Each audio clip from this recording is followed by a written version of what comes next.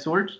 When we studied the quantization characteristic, we have xk and xk plus 1 are decision thresholds, right? If the sample x falls inside this interval, that is between xk and xk plus 1, right? So we call this sample x is in interval ik. Okay, x is in interval ik, where there can be L number of intervals. Okay, right? So xk and xk plus 1 are called decision thresholds of a interval ik. Okay, so if x lies inside the interval ik, right? If this x, right? If this x lies inside the interval ik, then we quantize this x to a nearest representation level yk, that is y equal to yk. So this becomes y equal to yk, where yk is nothing but the representation level in ik. Okay, representation level in ik. It is in fact the midpoint of the representation, midpoint of the interval ik, right? How do we know this as midpoint of the interval ik, right? Now if we say q denote the quantization error, right? If the q is nothing but a quantization error, right? If a quantization error is q, its range is from minus delta by 2 to plus delta by 2. If q is, right, the quantization error, we can say it is minus delta by 2 to plus delta by 2. And we can say then y sub k, this y sub k is nothing but x is the actual sample, q is the quantization error, right? If x lies in this interval ik, this x plus q will be nothing but yk. What this yk is, you can just see the interval, right? So I have shown the interval plot here, that is on top near the quantizer block diagram. Okay, right? So you can see the interval ik minus 1 is the one in which we have decision thresholds xk minus 1 and xk, and interval ik is the one in which we have decision thresholds xk and xk plus 1. And if a sample falls anywhere inside this interval, right, it will be assigned as yk. It will be assigned as yk, right? If a sample is this, okay, if sample takes this value, right, so it will be added by some q, so that it will be represented as yk. Now like this, what can be the range of this q? The range of this q can be, right, so the width of this interval is nothing but delta. Okay, width of this interval is delta, and here the midpoint. Now q can vary from minus delta by 2 to plus delta by 2. Okay, q can vary from minus delta by 2 to plus delta by 2. All of you are getting this? Q, this is the quantization error, can vary from minus delta by 2 to plus delta by 2, right? Q can vary from minus delta by 2 to plus delta by 2. Okay, so if sample x falls inside the interval ik, then it will be added with some q, so that it results in yk. It results in yk. Yk is the midpoint of the interval ik. Okay, where the width of this interval is delta, and midpoint you can see is here, somewhere here, right? And q can vary from minus delta by 2 to plus delta by 2, right? So now what we understand from this q can vary from minus delta by 2 to plus delta by 2, right? If a sample falls inside the interval ik, it adds with x, and resulting sample or resulting representation level will be yk. Now what do you find about this yk? Does it look like something, some value which is additive to this, or we can say this to be as if it is a additive noise?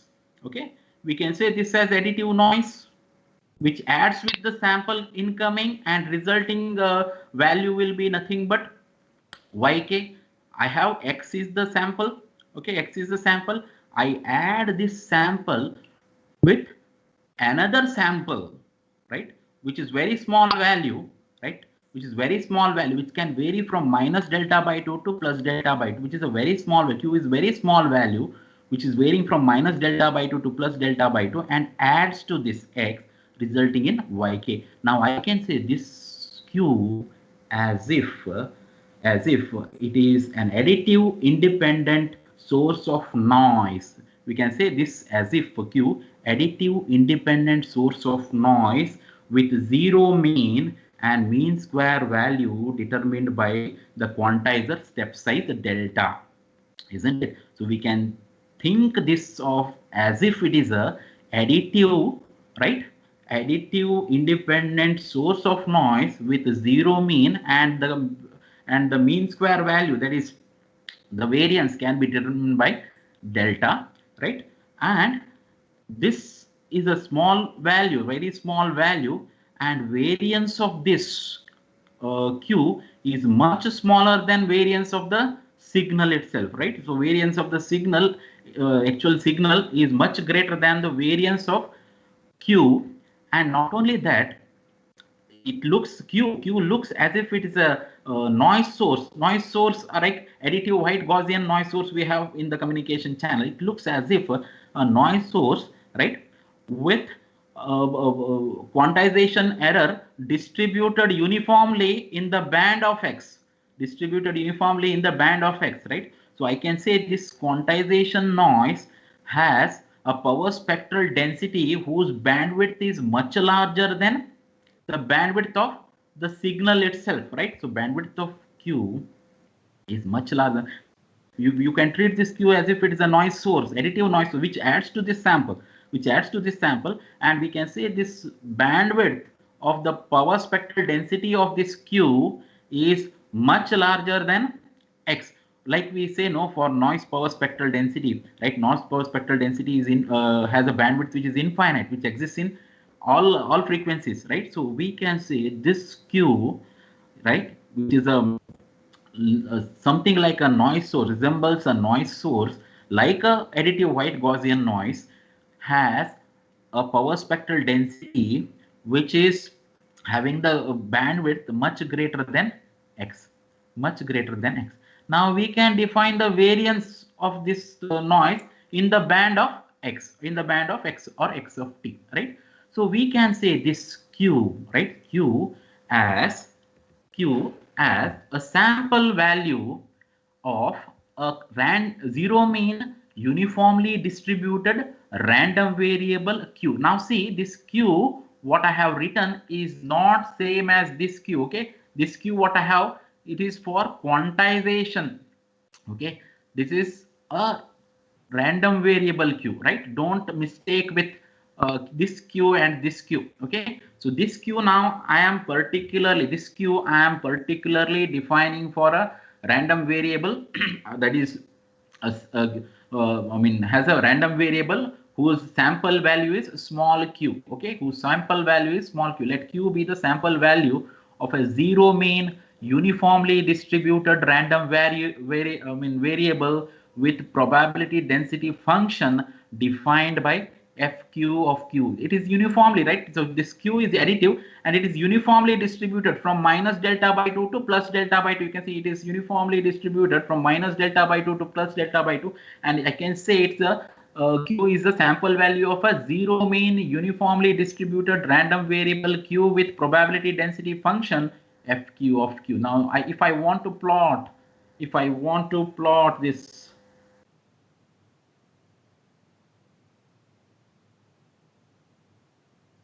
if I want to plot this PDF, so the PDF would look something like this. The height of this PDF is 1 by delta, and it is from minus delta by 2 to plus delta by 2. Why it is 1 by delta? Area under this PDF, FQ of Q, must be equal to 1. Okay, that is the reason why, right?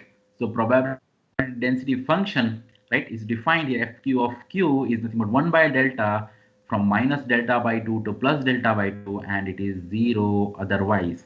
Now we can determine the variance of the quantization noise, right? This is nothing but the variance of the quantization noise, sigma q square is equal to expectation of q square, that is the mean square. I can say minus infinity to integral minus infinity to infinity q square fq of q into dq.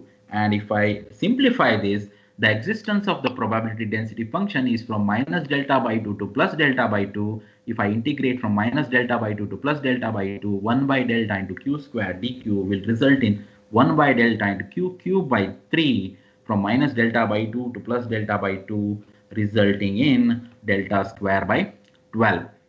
Okay, resulting in delta square by 12 as the variance of the quantization error, sigma q square. Okay, so therefore if we have the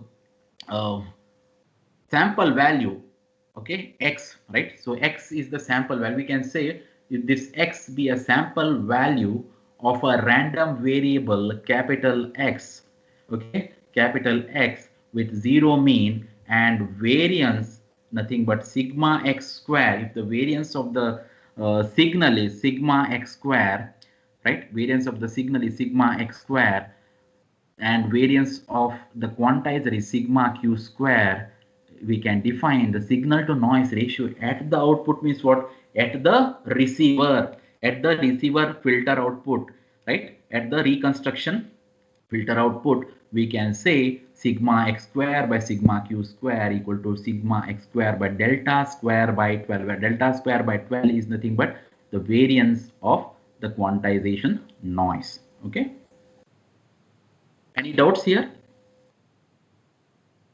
Sir, can you tell how did you get 1 by delta for PDF of Q? Yeah. So how did we? See, now the probability density function, if I integrate throughout its existence, okay, right, throughout its existence, I must get it as unity. Right, if I integrate this minus delta by 2 to plus delta by 2 integral, sorry, integral minus delta by 2 to plus delta by 2, 1 by delta of q dt, I mean 1 by delta dq, then what I'll get? What is the area under fq of q? 1 unity. Yeah, 1, right? So it is nothing but in discrete sense, the probability, total probability must be equal to, yeah, total probability must be equal to, now we are talking about continuous times this one, right? So probability density function, if I have to have the area of the probability density function, area of the probability density function must always be equal to 1. Okay. Yes, sir. Yeah. So the signal to noise ratio at the output, that means at the receiver, is sigma x square by delta square by 12. Okay. Right. We'll take one example. Let us discuss. Yeah. Anybody? Any doubts? Yeah. Let us take an example. Let x be the sample value of a random variable capital X with zero mean and variance equal to sigma x square. Okay. The input to the uniform quantizer, and let this x be an input to the uniform quantizer. The quantizer can be a mid-trade or mid-riser, doesn't matter. Okay, anyone. Okay, and delta be the step size. Let L be the number of representation levels, L be the number of representation levels, and X max be the absolute value of the overload level. That is X max, I mean the signal X can take on minus X max to plus X max. Signal X, I mean the sample X take on values between minus X max to plus X max. So we can say L be the number of representation levels. If I have number of representation levels be L, then, and if I take the X max is the maximum value or absolute value of the overload level, in the sense the maximum value, right, above which if it takes, then it will be overloading the quantizer. Okay, right, X max be the maximum value. Then I can define the representation, number of representation level, right? L equal to 2x max by delta, right? I can define the number of representation levels equal to 2x max by delta, where delta is the step size of the quantizer. Or if I know L, I can define delta, that is delta is nothing but 2x max by L, right? Now each level is represented by n bits, right? So each level can be said to be having is a n bit code word, right? So if it is an n bit code word, right? So for a mid-riser quantizer, we can write L equal to 2 raised to n. Do you agree? L equal to 2 raised to n. If the number of bits assigned to each level is n, right? Provided the x is a zero mean random variable, right? L equal to 2 raised to n, and where n is the number of bits of a code word assigned to each level, right? So we can say mid-riser quantizer. So why I am specifically telling this mid-riser quantizer? Because in mid-riser quantizers, L will be even number. Okay, L will be even number. In the case of mid-thread quantizer, L will be odd number. If it is mid-thread quantizer, what I have to do? I have to subtract 1 from it, right? I have to subtract 1 from it, 1 from 2 raised to n, so that I'll be doing it for mid-thread quantizer. Okay, because the L in the mid-thread quantizer is odd, whereas in the case of mid-riser quantizer it is even, where n is the number of bits of a code. Now if we take equation 1 and 2, we can straight away write this delta equal to, right? So delta is nothing but delta equal to 2x max by L. I can write, as I said earlier, right? Now I can say delta is equal to 2x max by 2 raised to n. You agree, right? So then if we take this maximum value of x, that is x max, take on 4 sigma x, right? So 4 sigma x, right? X max takes on x can take on values from minus 4 sigma x to plus 4 sigma x. Now this, the x max by sigma x, what we have here is equal to 4 in this case, which is nothing but overload factor.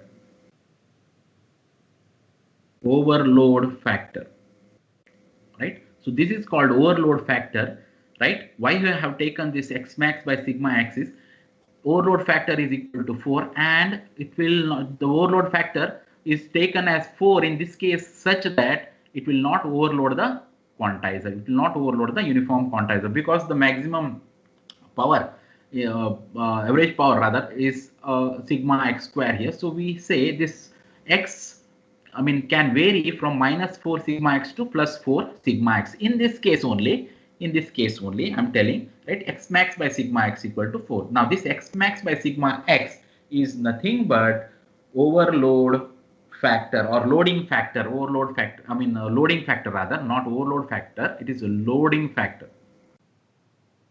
Which will not overload the quantizer. Okay, which will not overload the quantizer, right? So now we can write equation 3 here. We have 2x max by 2 raised to n. Now what I'll do, I'll take this 2 in the denominator. I will have x max by 2 raised to n, and here in the numerator x max is nothing but 4 sigma x by 2 raised to n minus 1, right? So signal to quantization noise ratio at the receiver output therefore is, right, so we can write sigma x square is the variance of the signal, right, which represents the power in the signal, right? Power in the signal, that is random variable x, sigma x square, right, divided by delta square by 12, right? So now what is this delta? Delta is nothing but 4 sigma x by 2 raised to n minus 1, right? So delta square will be 4 square sigma x square divided by 2 raised to 2n minus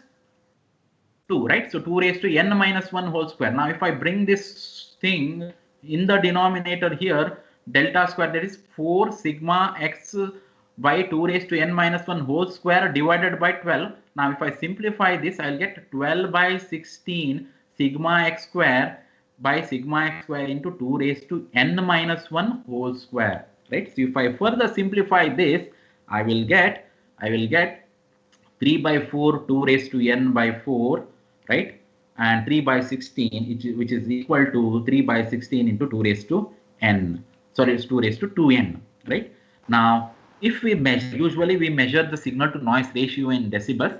So 10 log SNR output at the receiver is nothing but 10 log 3 by 16 to the base 10 plus 10 log 2 to the power 2n, right? 2 to the power 2n, and we can write signal to noise ratio in decibels is approximately equal to 6n minus 7.2. Now, this 7.2 corresponding to this.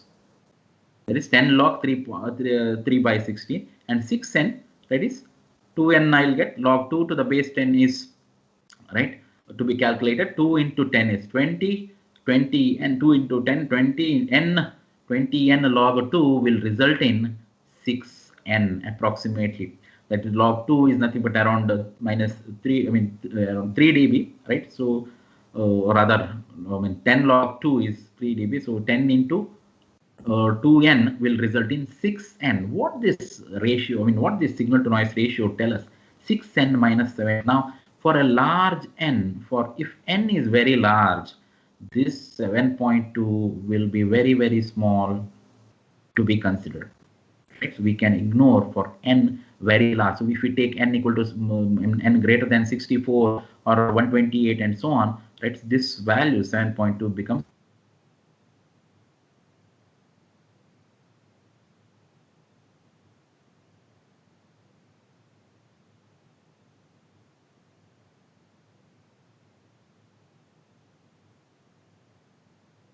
decibels, right? So as you increase this n, signal to noise ratio increases, right? By Can you repeat? Your voice broke there. Yeah. Your voice got interrupted. Can you repeat again? Which one? Which part you want me to repeat? Sir, what happens if n increases? Yeah, if n increases for large n, right? For large n, right? You find this 7.2 what you have is very, very negligible. Like usually we have a quantizer of representation level greater than 64, maybe 128, 256 or 512. We have 1024 levels also in the uniform quantizer, right? In that case, this 7.2 becomes very, very negligible. So, or we can even write SNR output in decibels can be approximately equal to 6n in the case of n greater than 64, right? And each bit here in the code word of a PCM contributes 6 dB. That means say if I have right 64 in the sense 6 bits. If I have L equal to 64 levels, in the sense I have 6 bits, right? 36 dB I get, right? SNR. If I increase one more bit, 7 bits, right?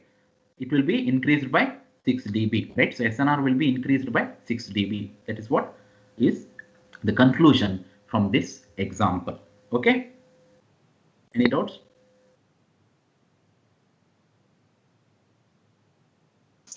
No, sir. So if I ask you a question, say if the signal x of t is a sinusoidal signal whose maximum amplitude say a, okay, whose maximum amplitude say a, okay, what will be the SNR if I sample the signal and then pass it through a quantizer, uniform quantizer? What will be the expression for the SNR at the receiver, right? You will be able to solve, no? Right? You will be, what will be the variance of the signal? A signal is nothing but a cos 2 pi f naught t, let us say. Okay, a cos 2 pi f naught t. The power of this signal is representing the variance of the signal, right? Yes or no? Right? So the power of the signal, power of the sinusoidal signal is always a square by 2, right? If a is the maximum amplitude, a square by 2. Now, if I use mid-thread or mid-riser quantizer with n be right any number, what will be the signal to noise ratio at the output of the receiver? You can easily try. Okay, right? If not, now time comes when you will have to try it. Okay, fine. So Next. So there's a doubt, like how did we find the range to be -4 sigma x into 4x sigma x? So this Like is for the quantizer input. in the example it is given. Okay, in the example it is given. Okay, it Okay. is -4x2 plus 4x in the example. Now if I say the signal x of t is a cos 2 pi f naught t, what will be the range of x? What will be the range of x?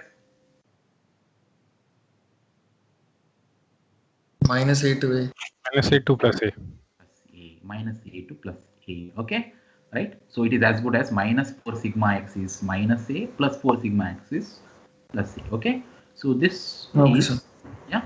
Okay, Yeah. so for this example it is given, right? Okay, Right. sir. And it is right. One more thing you have to say, it will not overload the quantizer. It means what, it will not cross the limit of the quantizer. Quantizer is set for this -a2 plus a only. If in case you cannot have a value of the input which is greater than a.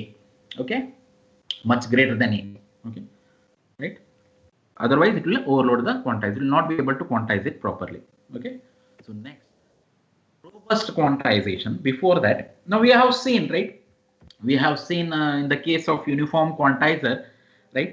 In the case of uniform quantizer, if the signal take on all possible levels, there is minus x max to plus x max, we can have a uniform step size or the common step size for each level, and we can quantize the signal and encode and transmit it.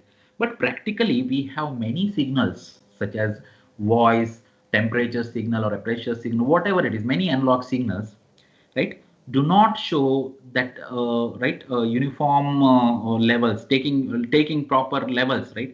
So we find in the case of voice signal. If I take an example of a voice signal, in my voice signal, at some stage I speak loudly, because some students say I'm not able to hear. I speak loudly. At some stage, I speak very slowly. I mean, the voice level will be very, very low.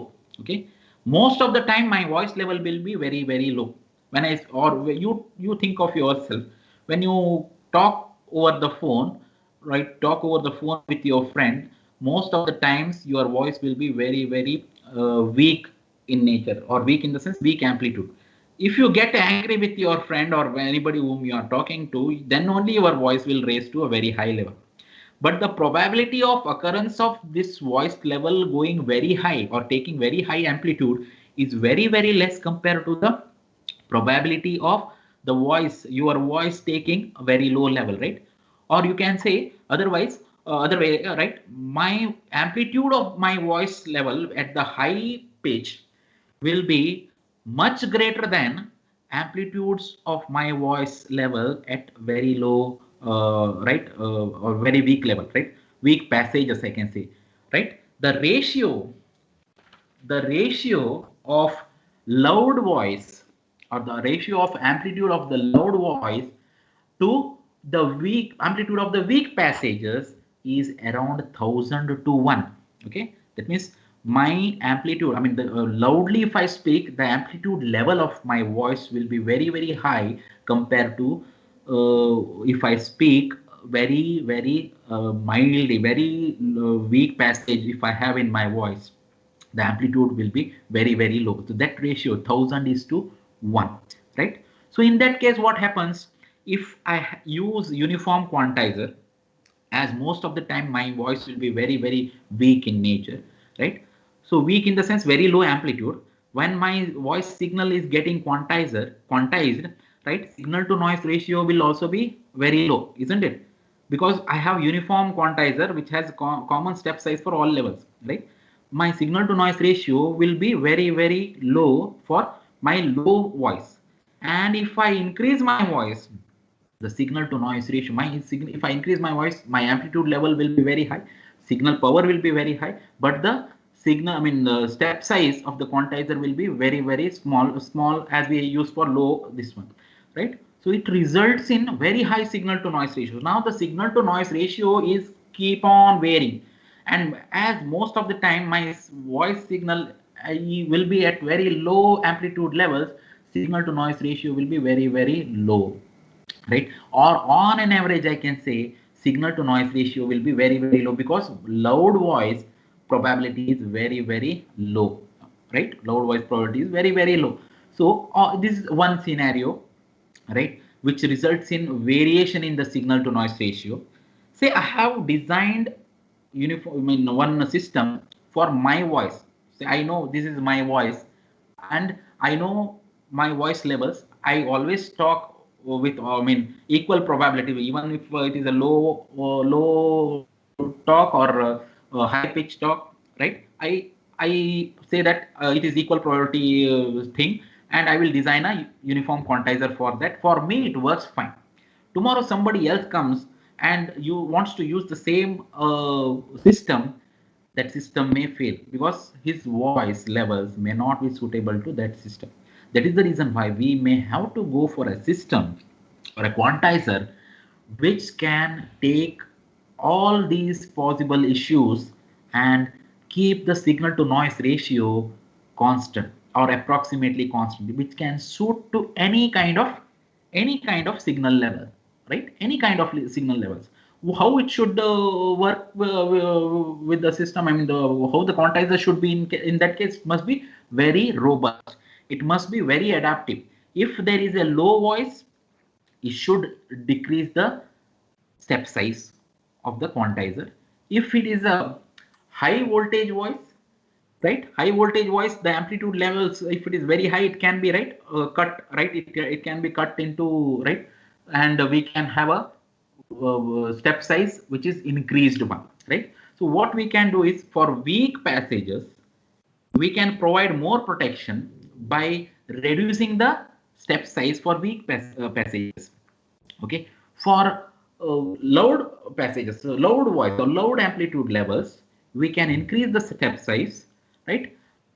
There is no protection is required, there is no much protection is required, because loud, I mean, very high amplitude, right, can be easily heard by the receiver, and if it is cut or if it is attenuated to some extent, will not matter much. Okay, so we have to have a quantizer which can adjust to the weak passage, which can also adjust to the loud package, I mean the amplitude, loud amplitude, very high amplitude levels, and also to very low amplitude levels, so that it can maintain the average signal to noise ratio approximately constant, right? So by giving protection to weaker signal, giving more protection to weaker signal, that means we make the quantizer finer for weak signal, lesser protection to very high amplitude signals.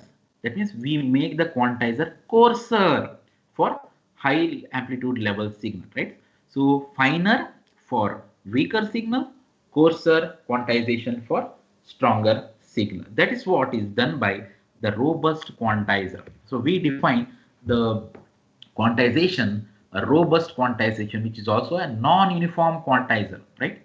So non-uniform in the sense which is not a uniform quantizer, in the sense for weaker signal, smaller step size, for stronger signal, larger step size, right? By doing so, we are able to reduce the number of step size or number of representation levels here. Okay, right? By taking more protection, I mean giving more protection to weaker signals. Okay, so as I said, in certain applications, it is preferable to use variable separation between representation levels. The range of voltages covered by voice signals from the peaks of loud talk to the weak passages of weak talk is of the order of 1000 to 1, right? So you can see the voltage levels of very high, what do you call, peaks of louder talk, very high talk or louder talk, is having the amplitude levels in the ratio of 1000 to 1 in the sense weak amplitudes of weak talk. Okay, right? Now what are the features of this non-uniform quantizer? What are the features? The step size increases as the separation from the origin of the input output characteristic increased, right? You can see input, if it is weaker, it will be near to the origin, right? It will be near to the origin. If you recall the characteristic of the quantizer, whether it is mid-ride or mid-riser quantizer, if the amplitude is weaker, amplitude of the sample is weak, it will be very near to the origin. As the amplitude moves away from the origin, it means that amplitude of the sample is increasing, right? So providing protection to the amplitudes which are very close to the origin. That means smaller step size for the weaker signals, and larger step size of the quantizer can take care of possible excursion of the signals into large infrequent in the sense probability of occurrence of these high amplitude levels is very, very less. So we can increase the step size of the quantizer if the signal is stronger, right, or sample is stronger, right? So this robust quantization, this is very, very robust, right? So it is able to adjust to, right, any kind of signal, provides more protection to weak passages compared to loud passages. Okay, so which achieves uniform percentage precision. That means what signal to noise ratio will be approximately remaining constant. So fewer steps, right? As we are increasing the step size for stronger signals, we need fewer steps for the quantizer, right? The lesser steps that we use for than we use for uniform quantizer. So fewer steps are needed than would be the case of uniform quantizer were used. Okay, the use of uniform quantizer is equivalent to passing the message through a compressor. We can think of this non-uniform quantizer as if we are passing the signal sample through a compressor, and this compressor output is applied to a compressor output is nothing but the compressed version of the input what we have applied to the compressor, right, to a uniform quantizer. Okay, so this can be thought of as a, right, applying input signal to a compressor, and this compressed output will be passed to a uniform quantizer, right? So let us now study the variance of the quantization error, right, or signal to noise ratio in this non-uniform quantizer. Let us see the quantizer characteristic, right? So you can see here, so the compressor, right, the characteristic is this is the compressor characteristic, right? So the input to the compressor is sample value, say X, right? If X is very weak, the signal gets more protection. You can see the smaller step size, that if X is very weak, anywhere between this in this range, right, so will be the compressed to any voltage like this, right, compressed in the sense provided more protection. That means it is somewhat amplified here, and so this you can see the quantizer input, right? This is the uniform quantizer. You can see like this, right? We have to see this quantizer like this. This is something like a mid-riser quantizer, and this characteristic is shown in only one quadrant, okay, not in both quadrant, right? So we are not taking the signal from minus x max to plus x max. We are taking as if from 0 to x max, though it is going from minus x max to plus max. We are taking this as absolute characteristic, okay, not for negative, but though there is a negative part of the characteristic in it. Okay, so now the simple you can see the compressor input X, right? So if the weaker signal, it will be quantized to this, I mean placed in this anywhere here, right? So this signal, right? So if this input, right, this input, that is output of the compressor, lies anywhere here from this to this, it will be quantized to this representation level, and this representation level will be fed as an input to this characteristic. This is called an expander characteristic. Now what this expander is exactly an inverse of compressor, okay, an inverse of a compressor. What it does, it will assign the representation level to this, and the corresponding representation level finally for this sample anywhere falling in this interval is this. Okay, right? So what is the block diagram of this robust quantization? Let us see. Now input, we can imagine this, or we can think of this robust quantization as the input X applied to a compressor, and this X get compressed, and output of this X, which is compressed version of X, is fed to the uniform quantizer whose characteristic is here, and the output of this uniform quantizer as fed as an input to the expander whose characteristic is inverse of this characteristics. Now if C of X is the characteristic of this compressor, then the characteristic of the expander is C inverse of X. C inverse of X, right?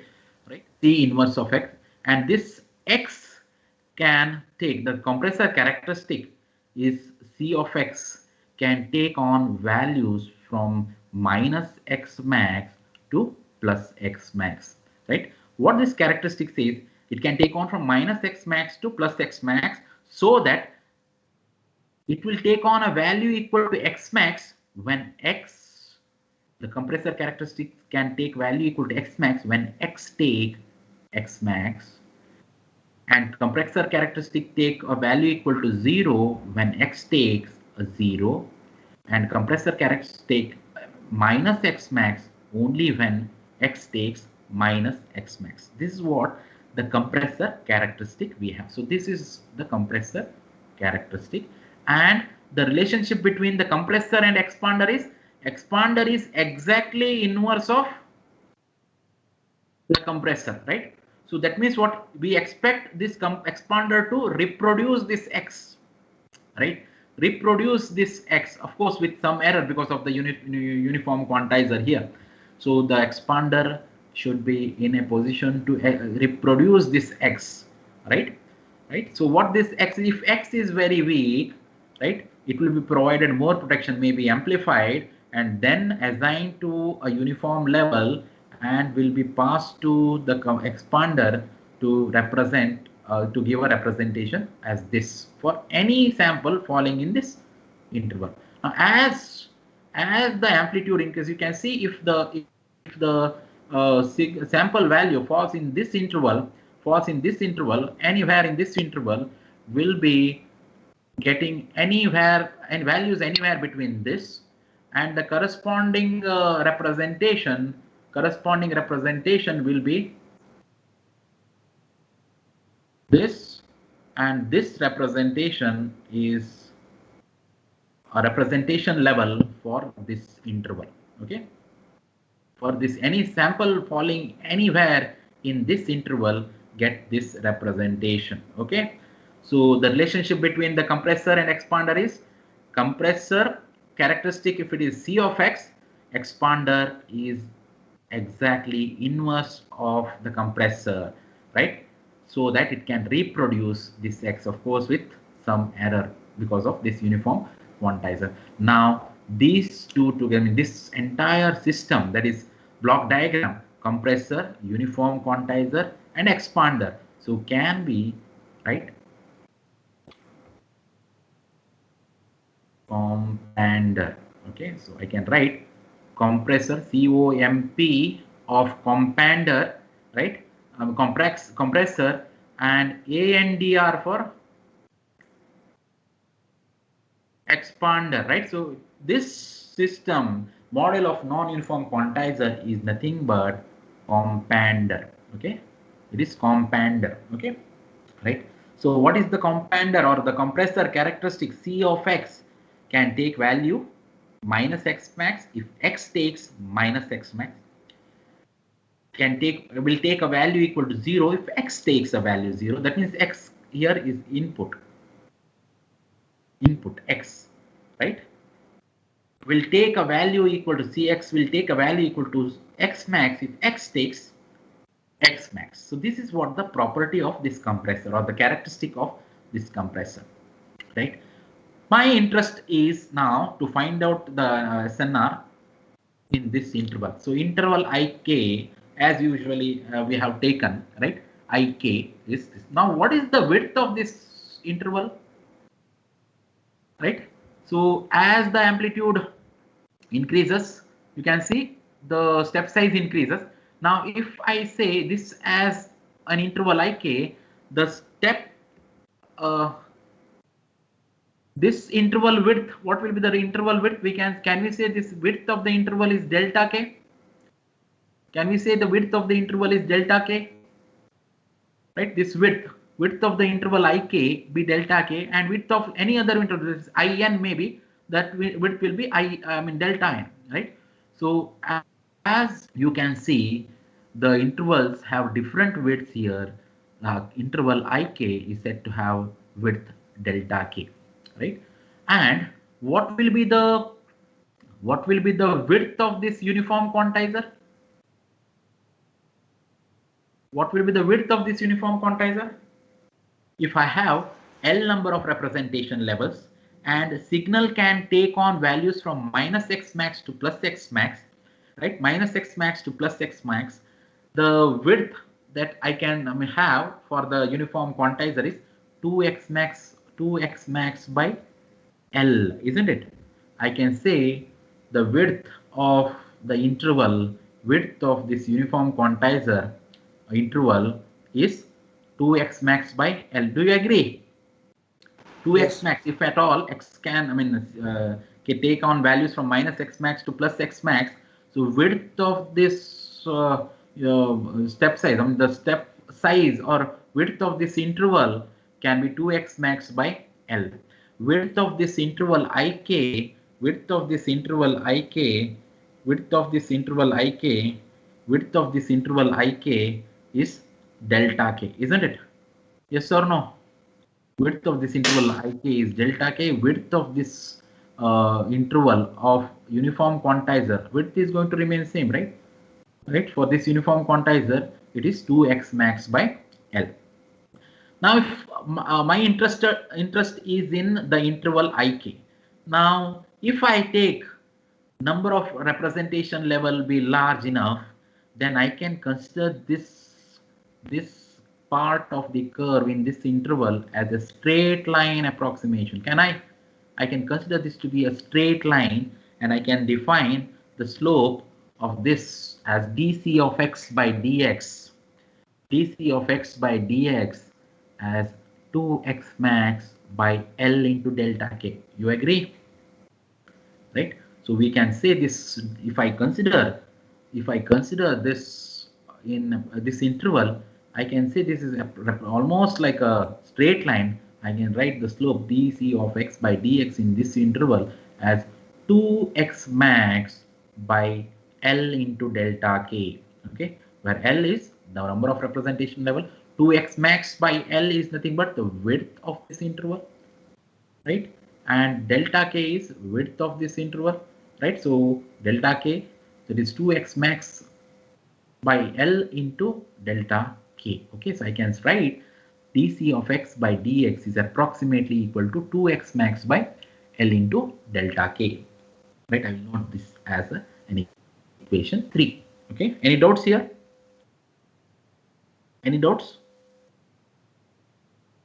Hello, are you there? Hello. Yeah.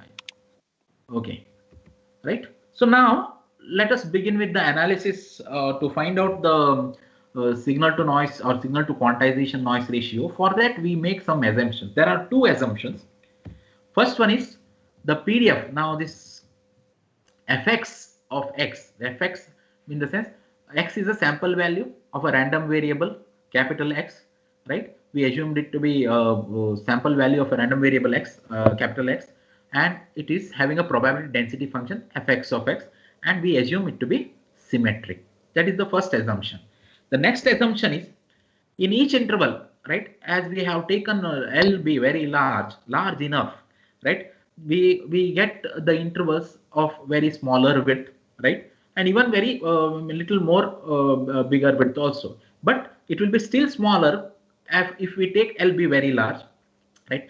And we assume in each interval ik, the PDF fx of x is approximately constant. This is very, very important assumption we are making, that fx of x is approximately constant, because in if a signal falls in a particular interval, it gets assigned to a particular value, and that will have a very small variation, right? And as if it is a very, very negligible variation. So we can say this fx of x in any interval is constant. Okay, in a particular interval, in any particular interval, it is going to remain constant. We can say fx of x is almost equal to or approximately equal to fx of yk. What is this yk? Yk is nothing but a representation level.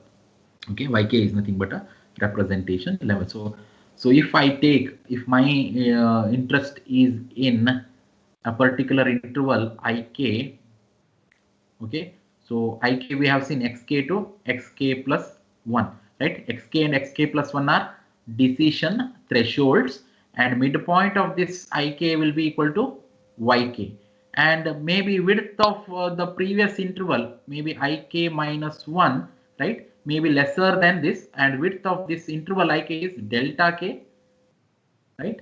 Any sample falling inside this will be represented as yk, and width of this interval ik minus 1 is delta k minus 1, maybe smaller than ik, I mean delta k.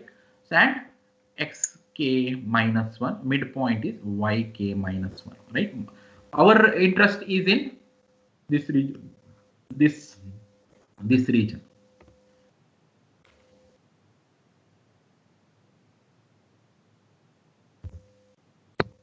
So can you repeat this once again, sir? Wait.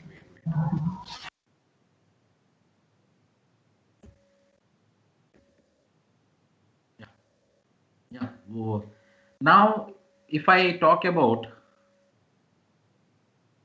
the intervals, there are how many? If I have L number of representation level, I have L intervals, right? This is interval ik, right? So the decision thresholds are xk and xk plus 1. And one more interval I will take for your reference, xk minus 1. And the width of this interval, you can see, is a delta k minus 1. And width of this interval is delta k. So you can see this interval is greater than this interval. I mean, width of this interval ik is greater than width of the interval ik minus 1, right? Ik minus 1. We have seen in the case of uniform quantizer, right? If a sample falls inside this interval, right, interval ik, it will be represented as yk. Whether it is uniform or non-uniform quantizer, right? Any sample falling anywhere inside this interval will be quantized as a midpoint of this interval. Okay, that is what I was trying to say. And if a sample falling anywhere inside this interval will be quantized as yk minus 1. That is what I was trying to say. Any doubts? Yeah. Any doubts? Hello? Are you there? Yes, sir. Good. Yes, sir. Yeah. So we begin with the analysis.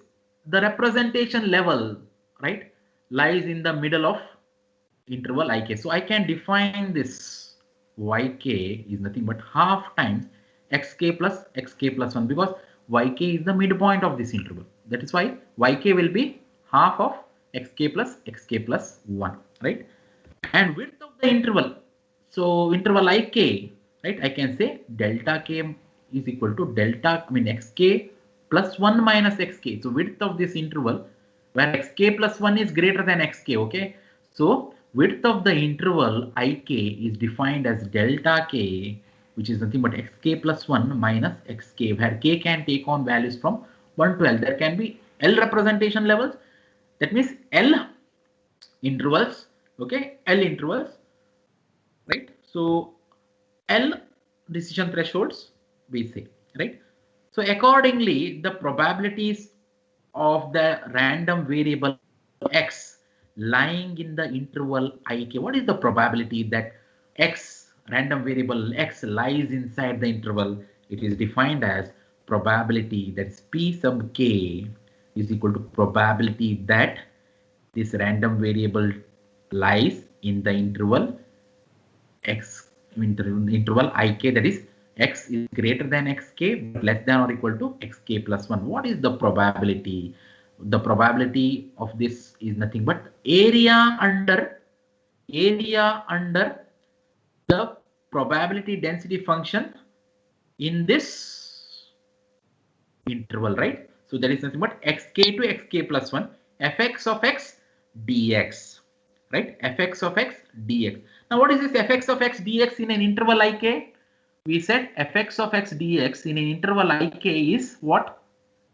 In an interval ik is approximately constant, right? So if this is constant, I can bring this probability density function outside, and if I integrate integral xk to xk plus 1 dx, what I'll get?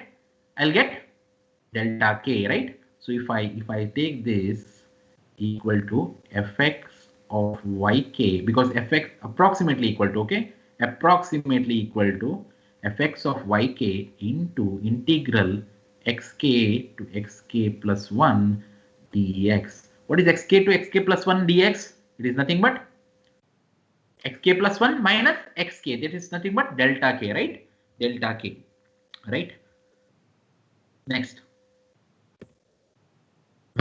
So this probability, right? Probability means what? It is not just for one interval. It can be for entire this one signal representation. I can take summation k equal to 1 to L, right? P sub k equal to 1, right? The probability, this has to be equal to 1. Now this pk is for one particular interval, and for if I consider for all interval, the probability that the sample takes on all the intervals is nothing but summation k equal to 1 to L P sub k equal to 1. Okay. Next. Now let us say this random variable q is now, as we said, for uniform quantizer, q is a random variable, okay, which denotes the quantization error, right? Q is a quantization error, right? Random variable q is a quantization error. What is the quantization error? Q is nothing but yk minus x. The sample, I mean the random variable x can take on any value in the interval, right? And if at all it has to be represented yk, right? So I must add yk with q so that I will be represent, I have to add x with q so that I'll get the representation as yk, right? Now I can say this q is nothing but yk minus x, okay? X is the sample which may fall in this interval, okay, corresponding to ik, right? Xk to xk plus 1, and if at all it gets yk, right, that will be an error q, right? So q is nothing but yk minus x, right? So therefore variance of the quantization error, that is q, variance of q is nothing but expectation of q square, right? Expectation of q square, right? So the quantization error is uniformly distributed, right? We say it is a zero mean, right? It can take on values, right? Say between, in that interval itself, we don't know what is the variance now, right? So depending on the delta k, right?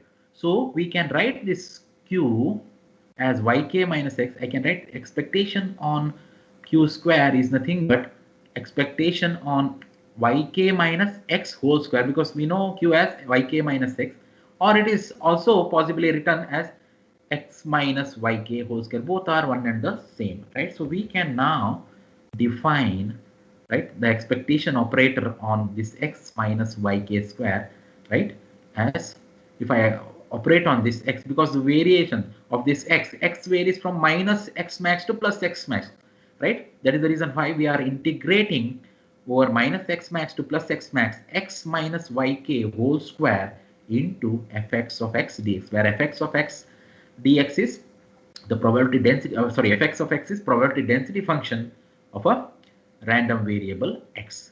Now entire signal excursion, that is minus x max to plus x max. So I can split this integral into some L integrals like this, right? L integral like this, right? L integrals, they are for L intervals, that is summation k equal to 1 to L, right? Xk to xk plus 1, right? I start from k equal to 1, x1 to x2, then x2 to x3, x3 to x4, and so on, right? Summation, this whole thing can be taken as a summation k equal to 1 to L xk to xk plus 1 x minus yk whole square fx of x dx. Okay, fx of x dx. What do we assumed? What did we assume so far? Fx of x is approximately constant in each and every interval, that is interval ik, it is constant. So I can take this way, right? So this I can further go here, right? So I can write summation k equal to 1 to L xk to xk plus 1 x minus yk whole square. I can write this fx of x as fx of yk. So I can, this not exactly equal to but approximately equal to, okay, approximately equal to fx of yk into dx. Okay. Next, further, are you able to see summation k equal to 1 to L? What is fx of yk? Fx of yk, so that is p sub k. You can see here p sub k is fx of yk into delta k, right? Fx of yk into delta k, or fx of yk is nothing but pk by delta k, right? What I have just written, I brought fx of yk outside. Fx of yk is nothing but pk by delta k. I wrote it outside, that is outside the integral, pk by delta k. Again, it is approximately, okay, approximately equal to summation k equal to 1 to L. Yeah. Yeah. Any doubts? Any doubts? Hello? Are you there? Are you there, all of you? Yes, sir. Yes, sir. You are only there, or somebody else is also there, or any students are there? No? Are all of you there? Yes. Yes, sir. Yes, sir. Okay, good. Right? P sub k by delta k integral xk to xk plus 1 x minus yk whole square into dx. And further, yeah. Please mute your microphone, right? Summation k equal to 1 to L, I can further simplify this pk by delta k into, I have integrated the previous equation, that is x minus yk whole cube divided by 3, x minus yk whole cube divided by 3. The limits I have put xk to xk. Any problem? Hello?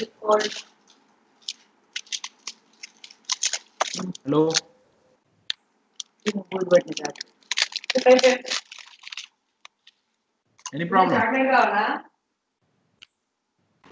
No, sir. Yeah. Right.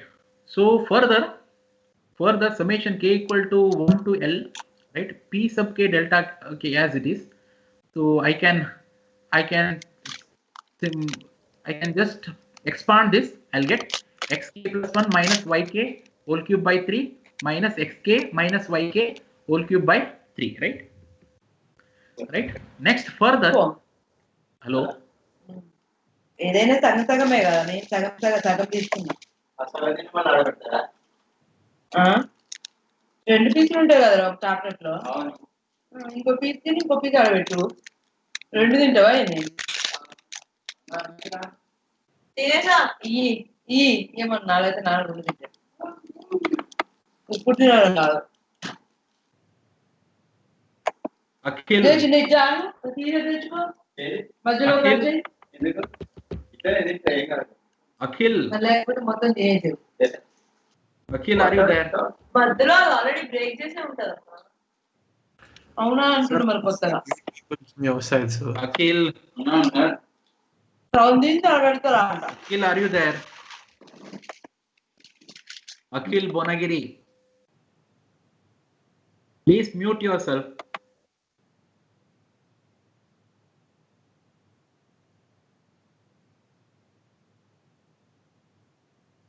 Are you able to see the slide?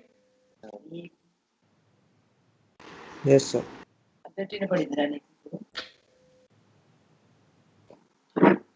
So I can further simplify it. Further simplified, summation k equal to 112 pk by delta k 1 by 3. I'll take it out. I'll take it xk Impression plus in part of the feel like call Who is that? Please mute yourself.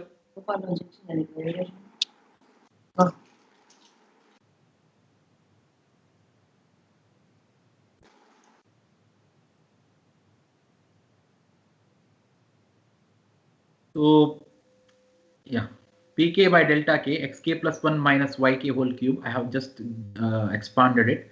Further expansion, right? So further expansion will lead to substitution. Yk is nothing but xk plus 1 by 2, right? So I'll just substitute for yk here, xk plus 1 by 2, and it's xk plus 1, right? Xk plus 1 minus xk plus 1 by 2, and so on, right? Right. Further simplification, summation k equal to 112 pk by delta k. I'll bring this 1 by 3 out, right? What is xk plus 1 minus xk? Xk plus 1 minus xk is nothing but the width of the interval ik, so which is nothing but delta k. Width of the interval ik, delta k. So I can write this as summation k equal to 112 pk by delta k 1 by 3 to delta k cube divided by 8. And it can be further simplified as sigma x square. The variance of the quantization noise is 1 by 12 summation k equal to 112 pk delta k square. So this is nothing but equation 15, right? Right. Now, if it was a uniform quantizer, right, not a robust quantizer, if it was a uniform quantizer, then what would have been the step size? Delta, right? So delta k is same for all, right? Delta k is same for all, would have been same for all. So delta k would have been same for all. Delta k would have been delta square. I would have brought it out.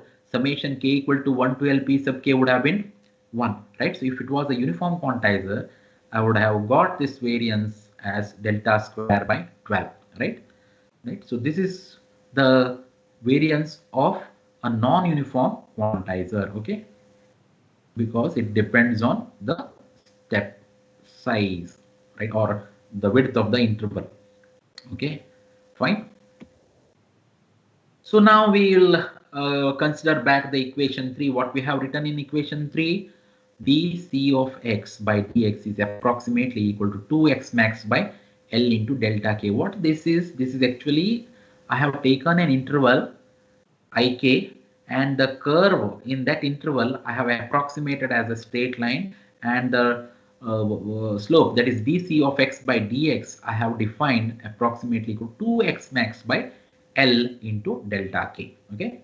Now, what is delta k? If I bring this delta k, I can write delta k is approximately equal to 2x max by L dc of x by dx to the power minus 1, right? I cannot write dx by dcx because it is a derivative function. I will write dcx by dx inverse, that is to the power minus 1, where k can take on, and this is applicable for all the intervals, that is k equal to 1 to L, right? Right, so I can define delta k equal to 2x max by L. Now my intention is to find the signal to noise ratio, right, in the case of non-uniform quantizer, right? So we can rewrite this equation 15 further. I use equation 15 here to substitute the value of delta k, right? So I can rewrite this sigma q square, because our intention is to find the signal to noise ratio, right? We have to have variance of the quantization error. So for that, what we do, we take sigma q square is equal to x max square divided by 3L square into summation k equal to 1 to L p sub k into dc of x by dx raised to minus 2, because delta k is this. If I square, I'll get 2x max square by L square dcx by dx raised to minus 2. Okay, so further I can write this over entire signal excursion, that is from minus x max to plus x max, right? K equal to 1 to L I have taken. Now this can be taken for the excursion of minus x max to plus x max as x max square divided by 3L square as the pk. If I take over the entire excursion, that is integral minus x max to plus x max. Now I am coming back to the probability density function fx of x, okay, fx of x dx, okay, dx is missing here, dx, fx of x dx. So we can define the signal to noise ratio now at the output of the receiver, right? Signal to noise ratio is sigma x square. Now sigma x square is variance of the sample, okay, sigma x square, and sigma q square is the variance of the quantization error, and signal to noise ratio at the output is, now if I take a sample, I mean x be a sample value of a random variable capital X, I can write integral, that is sigma x square as x integral minus x max to plus x max, assuming the same sample value x be a sample value of a random variable capital X, which is a zero mean, x square fx of x dx divided by, in the denominator I have integral minus x max to plus x, I mean plus x max fx of x into dcx of dc of x by dx whole square dx. Okay, right? Further signal to noise ratio can be written as 3L square by x max square into remaining function. Numerator will represent the probability density, I mean variance of the signal, and denominator is variance of the quantization error. For robust quantization, for robust performance, signal to noise ratio has to be ideally independent of probability density function of the input random variable. There should not be. You have seen in the case of uniform quantization, signal to noise ratio is signal to noise ratio is independent of the signal power or signal probability independent of the probability density function rather. Signal power, SNR is independent of the probability density function. So we have to see that SNR in this case also an independent quantity, independent of the probability density function. There should not be an fx of x term. Now to eliminate this fx of x, we have to choose a proper characteristic for c of x. Okay, that means we have to choose proper characteristic of c of x, or derivative of c of x with respect to x must be chosen properly. To eliminate PDF, we choose the compressor characteristic dc of x by dx equal to k by x, right? Just that, if we substitute dc, or if we can have a characteristic of the kind that is dc of x by dx equal to k by x, we can eliminate the probability density function in the signal to noise ratio. Now if I substitute this dc of x by dx equal to k by x in the equation 19, denominator of equation 19, what I'll get, fx of x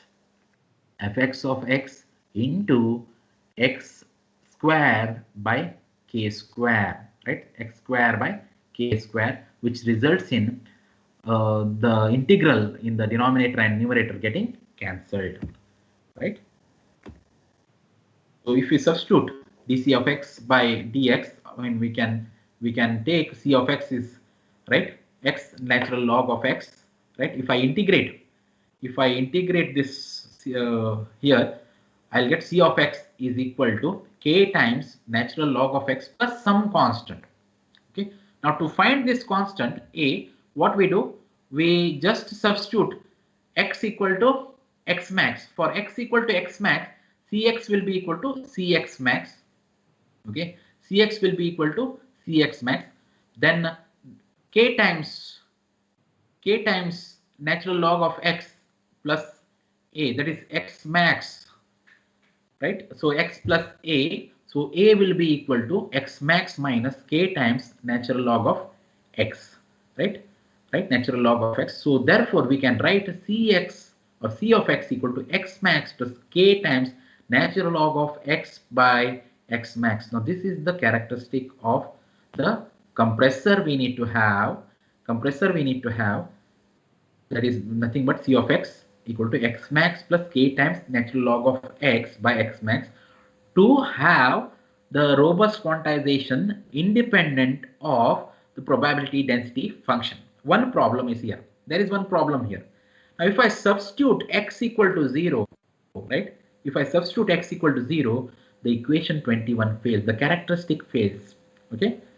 This equation 21 fails if x takes a value equal to 0, because I will get k ln of x. Ln of 0 is undefined. That's we do not know. We cannot define ln of 0.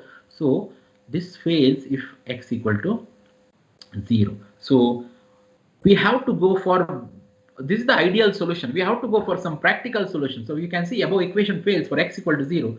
That is, if at x equal to 0, C of 0 is unrealizable, there are two widely used solutions or practical solutions for robust quantization. First one is a practical solution. First one is mu law compounding. Okay, so mu law compounding is the first solution for robust quantization, right? Which has a compressor characteristic like this. So now you can see the input x, it is actually here, it is x. X actually a normalized input which can take on values from 0 to 1. I mean, it is normalized. See, x can vary from minus x max to plus x max. To normalize it, what we do, we just take x by x max, right? If you take x by x max, it will be between 0 and 1, right? Right? It will be between 0 and 1. If I take x max to minus x max, okay, right? So next, the compressor characteristic for this mu law compounding is C of x can be equal to x max times natural log of 1 plus mu times x by x max, and bracket here, divided by 1 natural log of 1 plus mu, where x can be between 0 to x max. Now if it is a normalized one, I'll divide this x by through x throughout by x max, okay, for normalized one, right? So, and also for x values, that is minus x max natural log of 1 minus mu x by x max divided by natural log of 1 plus mu, or in general I can write Cx. For this I can write C of x magnitude C of x divided by x max equal to A times, one second, x max equal to natural log of 1 plus mu times magnitude x by x max, magnitude x by x max divided by 1 natural log of 1 plus mu, that is for 0 less than or equal to x by x max less than or equal to 1, right? So this, instead of writing both these equations, we can write in one equation, because x can take on any value, whether it's positive or negative. Okay, so now we can see the characteristic for mu equal to 0. For mu equal to 0, this characteristic C of x is exactly like a uniform quantizer, right? So uniform quantizer has a straight line approximation, right? This will be exactly like a uniform quantizer characteristic which has a straight line approximation, right? So, and for other values of mu, that is for mu equal to 5, it is curve here, and we have mu equal to 100. You can see mu equal to 100 as well, right? Mu equal to 100. You can see, and mu law compounding. So 100, not 100 here. I'll just change it to 255. Let us see, 255. Mu is changed to 255. Now this mu law compounding used for PCM telephone systems in United States, right? In the United States, Canada, and Japan. This for mu equal to 255. Okay. So the next quantizer or the practical solution is A-law compounding. A-law compounding has a characteristic.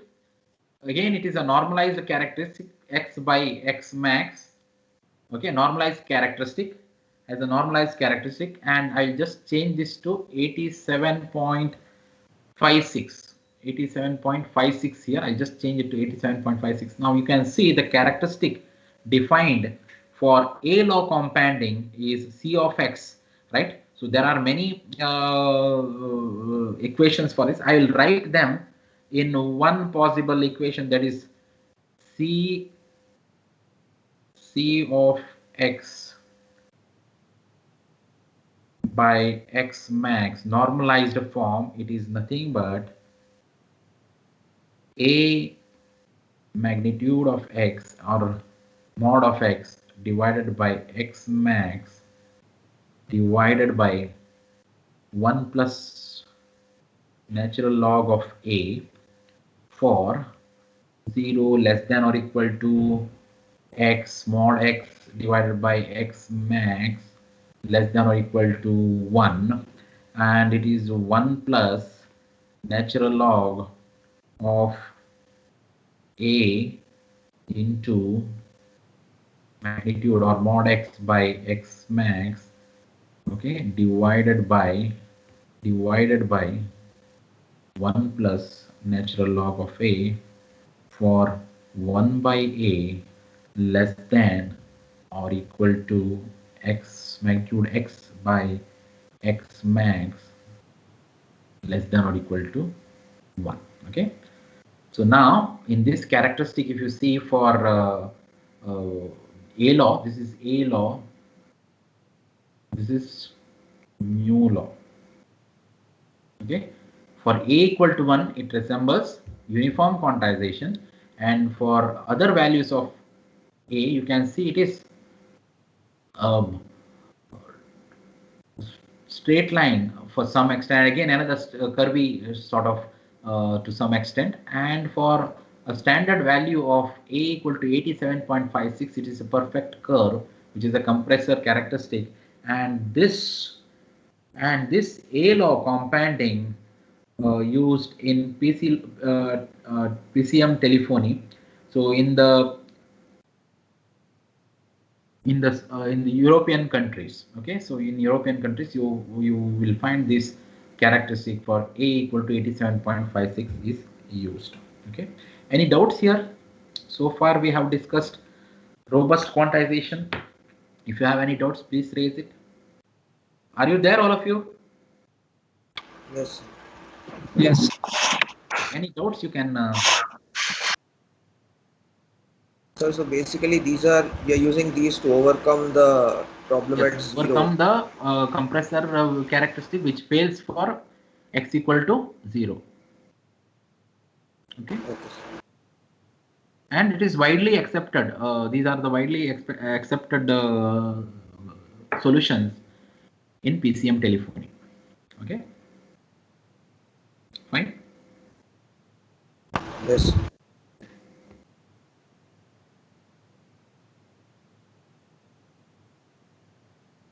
Any doubts? If you have, just raise. Okay.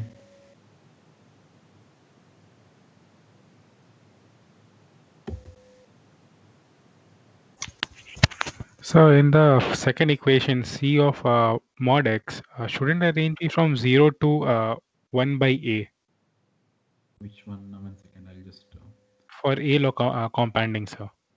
for A law compounding. The one which is already printed, I mean already there, or one which I have written? Yes, it should be 0 to 1 by A or 0 to 1. Here, in this case, it is 0 to 1. Here it is 0 to 1. In this case, right? Here what I have taken, I have not taken X max. Okay, I should have taken X max here, which is not taken here. So is in this case, right? So Okay. then the equation should be 0 to 1 by A, because in the first equation that is printed, it is given 0 to X max by A. Yeah, So if you 0 to X max by A. Yeah. So then shouldn't the range be 1 by A in the first question that in the first equation that you have written? Yeah. It's 1 by A. Sorry. 1 by A. Yeah. 1 by A and 1 by A. Yes. It is 1 by A. Sorry. Yeah. Any more? Any other doubts?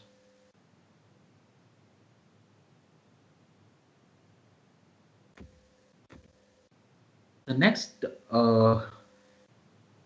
way, another method to convert an analog signal to digital form we use is differential pulse code modulation. So in this method also, we sample the signal, we quantize the signal, and we encode the signal. Okay, we sample is quantized, and the quantized level is encoded.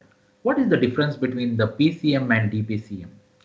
Right now, usually what we do, we just sample the signal, analog signal which is to be converted to digital. We sample this signal slightly greater than the Nyquist rate. Usually, if you take about speech signal or any other signal, we sample at the rate slightly greater than the Nyquist rate. Okay, if we do so, what we find is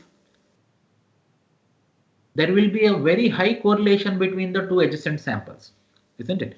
If we sample it, if we sample any analog signal at the rate slightly greater than the Nyquist rate, we find the two samples, adjacent samples, are highly correlated, right?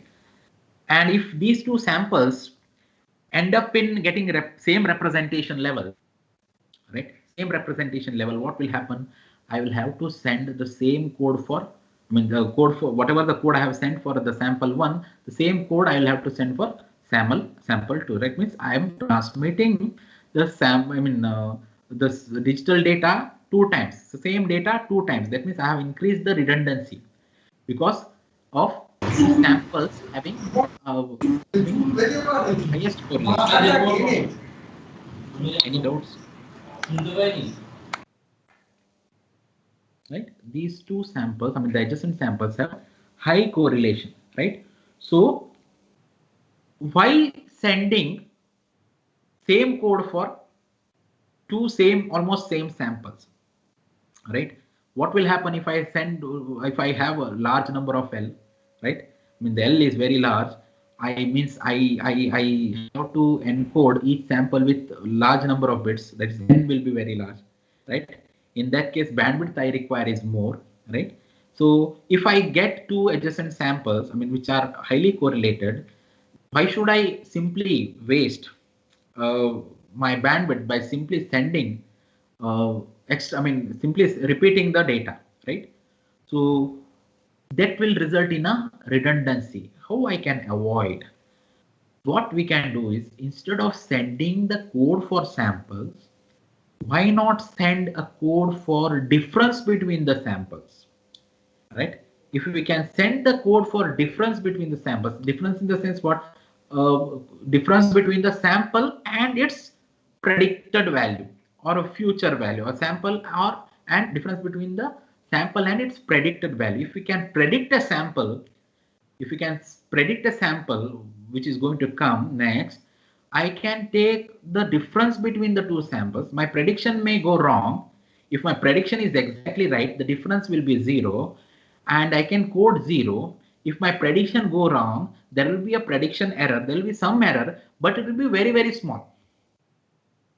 I can use fewer bits to encode that difference. I can just encode that difference and transmit. I need only fewer bits to transmit. And at the receiver, what I'll do, I will just add these error, so that I can reconstruct it. Right? Differential encoding is a variation of pulse code modulation. Are you able to see the slide, all of you? Hello? Yes. Yeah. Yes, sir. Yes, sir. Right? It involves 3 basic steps as we have seen for PCM. That is sampling, quantizing, and coding. Right? Sampler, quantizer, and coding will be there, but it will not quantize the sample. Instead, it will quantize the difference between the samples, difference between a sample and its prediction. Right? Prediction may go wrong. Even if it is wrong, it will encode that, it will quantize that error, and that error will be encoded. And for that we need fewer bits, because this difference is very, very small. Because of the difference very small, we need only fewer bits to encode, not more bits to encode, right? So what is quantized? Actually, difference between the actual sample and its predicted value is quantized, right? So let me see the, let us see the block diagram of DPCM transmitter. Let us say x of t is quantized, sampled at the rate of fs, which is equal to 1 by ts, right? So the signal is sampled at the rate equal to 1 by ts. We get samples, right? So we get x of n into ts, right? Now x of n into ts is, say, present sample, okay? And x cap of n into t is the prediction of this x of n into ts. X cap of n into ts is the predicted value of x of n into ts. It's a prediction, right? If the predictor, what we use, there is a predictor here which is used. If the predictor is perfect, the error will be 0. If the predictor is not very perfect, there will be some error, but that error will be very small, because the next sample which is going to come will be having very low difference, right? So this, based on that, it predicts, right? If there is a prediction error, right, that error can be considered as E of n into ts, and this E of n into ts will be very, very small, and I can say this will have a variance much smaller than the signal x or sample x, okay, or x of n into ts, okay, right? So this variance, the power in the error signal will be very, very small, right? This error signal will be actually quantized, right? So the quantization now will be done error signal as we have seen for uniform quantizer. So, but we have only fewer steps in this uniform quantizer, and this error will be represented with particular level, right? And resulting this quantized level V of n into ts is nothing but quantized version of E of n into ts, and will be represented with nearest permissible level. V of n into ts will be then encoded, right, which is very small value, requires only fewer bits. And also the part of it, the V of n into ts is fed back through prediction filter, which is U of n into ts, right? The output of prediction filter will be x of n, predicted value, x cap of n into ts, right? And the difference between these two is E of n into ts, and x cap of n into ts is added with V of n into ts to produce U of n into ts. Let us see how it is happening. Mathematically, we will see V of n into ts is nothing but quantization. It quantizes E of n into ts here, okay? E of n into ts. What it results in? It results in E of n into ts, which is a usual signal, plus the quantization noise. Q of n into ts is quantization noise. Why we are taking Q of n into ts? This sample Q of n into ts is corresponding to x of n into ts. That is why we have written E of n into ts plus Q of n into ts. That is quantization of E of n into ts is nothing but addition to E of n into ts is Q of n into ts, where Q of n into ts is the quantization error. Quantization error is a quantization error. And what is U of n into ts? U of n into ts is nothing but this is x cap of n into ts here, plus v of n into ts is u of n into ts. U of n into ts x cap of n into ts plus v of n into ts. Further, we can write u of n into ts. What is x cap of what is v of n into ts? V of n into ts is this, e of n into ts plus q of n into ts. F cap of n into ts plus e of n into ts plus q of n into ts, right? So what is this x cap of n into ts plus e of n into ts? We know this x of n into ts minus x cap of n into ts is e of n into ts. Now if I take this x of n into ts onto the right hand side, x of n into ts is nothing but e of n into ts plus x cap of n into ts, right? I can write this whole thing is x of n into ts. That is u of n into ts is nothing but x of n into ts plus q of n into ts. Okay, q of n into ts. Okay, q of n into ts. Now the input to the prediction filter is just nothing but x of n into ts plus the quantization error. Okay, quantization error. So the prediction filter has whatever may be the prediction filter, whether it is a good or a bad prediction filter, but input to this u of n into ts is x of n into ts plus q of n into ts. Okay, x of n into ts, and if the prediction is good, this error will be very less, which is very close to 0. Any doubts here as far as differential pulse code modulation scheme is concerned? Any doubts? Hello, are you there? Yes, sir. So in this, basically we are taking the error between the predicted and the sampled input, and then we are quantizing that instead of only the input, right? Please repeat again. I could not hear you. Sir, I was saying that in this method, like, Yeah. tell me if I understood it right. We are quantizing the error between the predicted and the input rather than just Yes. Error. We are quantizing the difference. In fact, 1 second. Yes. We are quantizing the difference between the sample and its prediction. Prediction in the sense what predicting that this may be the value of this sample. Okay, that prediction may go wrong also. If it is going wrong, that will lead to an error which will be very small. What is that error? In fact, it is x of n into ts plus e of n into t, q of n into ts. Actually, the input to this predictor is just the sample and its quantized error plus quantization error. Okay, so just this, and this small value will only be quantized. Okay, as this is a very small value, we need only fewer steps in the quantizer, right? Fewer steps in the quantizer in the sense fewer bits representation for the signal that we are going to transmit. If we are transmitting fewer bits for signal, we need lesser bandwidth. The advantage of differential pulse code modulation is requires lesser bandwidth compared to pulse code modulation, right? Sir, and how do we predict what we are going to get? See, as we have already said, if you sample the signal at the rate slightly greater than the Nyquist rate, okay, right? I say initially my first sample is x of n into ts. I don't have anything here in the prediction filter. Let us say, right? First sample is say 1, value 1, but I don't have anything initially in this prediction filter, so it will produce an output 0. Okay, it will produce an output. What is the difference? Which is 1. Okay, what is the difference? Which is 1, right? This 1 will come here, right? This 1 will come here. 1 with quantization error will come here. X of n into ts and q of n into ts will come here. Now, as I said, if I take a signal and sample at the rate slightly greater than the Nyquist rate, I can see there is no much difference between the two samples, right?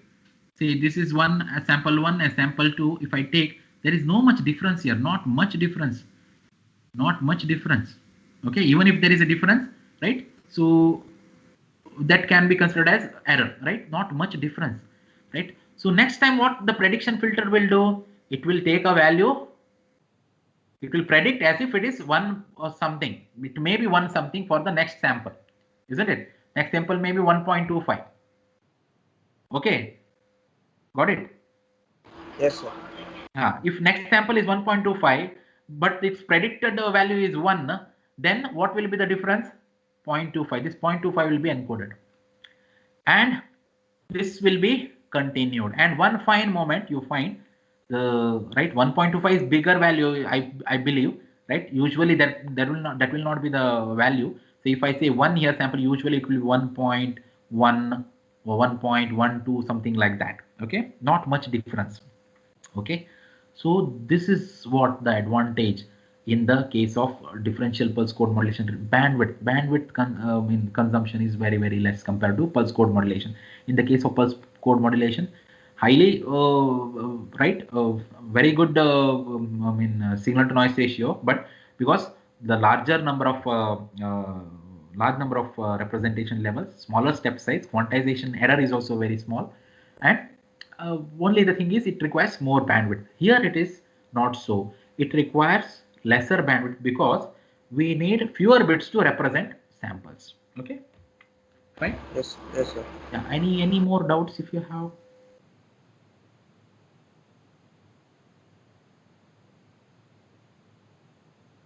Yeah. So we can. I'll just yeah. Signal to noise ratio at the receiver, right? So what is the receiver here? Receiver, you can see what comes here, DPCM data sequence, the code for error, right? That is E of n into Ts, assuming there is no noise for the time being, right? E of n into Ts will be decoded, right? Isn't it? E of n into Ts will be decoded. It will be some small value, right? And it gets added with previously decoded value. Okay, it gets added with, say, first sample has come 1, and this value so correspondingly we have coded, say 1 is coded to something. Predictor filter will produce a 1 here. Next one comes, say 0.25, right? Next sample comes is 0.25, as I have taken 1.25 is the next sample value, right? So 0.25 code for 0.25 will come. Decoder will decode it as 0.25. This gets added. What will be the resulting sample? 1.25 is the next sample, and it is passed through low pass filter. So I keep on getting these samples one after the other, and I pass it through low pass filter to recombine the signal. I'll be able to get reconstructed message continuous time signal. Okay. As far as signal to noise ratio at the output is concerned, sigma x square by sigma q square, right? So it's the quantized. This sigma q square is quantization, variance of the quantization noise. Sigma x square is variance of the signal. This is at the receiver. So we can write further the sigma x square by sigma e square. Now what is the sigma e square? Sigma e square is nothing but the variance of the quantization, variance of the error, variance of the prediction error. Okay, variance of the prediction error. Please take it as a variance of the prediction error, and can be written further as sigma e square by sigma q square. So this first product, sigma x square by sigma e square, nothing but GP, that is prediction gain. Okay, GP into SNRP. SNRP is prediction error to quantization noise ratio. Okay, so this is all about differential pulse code modulation scheme. Okay, any doubts? Any doubts? Please raise. Hello. No, sir. No. If you have doubts, please raise it. If you find difficulty in understanding, you can raise it. You just if you have any doubts, next class I think we get some time to discuss about your doubts. Okay, fine. I will, yeah. Hello. Hello. I will stop here today. I will stop here and we'll meet on Tuesday. Okay. Yes. Have you got the books? That is Simon Akin Digital Communication. See, Simon Akin has written many books on communication. You have communication systems, you have digital communication systems, you have analog and digital communication system, many books. But the book that we are referring is Digital Communications by Simon Hakin. There is no addition issue, only the title issue. Okay, title is the biggest issue. Please do not get confused with the title. Digital Communications is the title of the book. I don't know whether it is available on the net. If somebody have got it on the net, please let me know.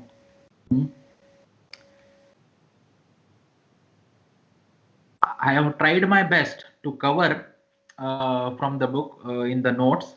Right, I have tried my best to give more and more contents in the notes. Please go through it. If you face any difficulty in that also, please let me know. Okay, we have solved problems in the last class.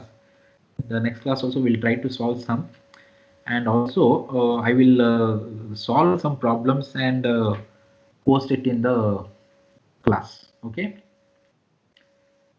Today we shall finish here. I will stop here and continue in the next class. All the best. Thank you, sir. Yeah. Thank you, sir. Thank you, sir. Thank you, sir. Thank you, sir.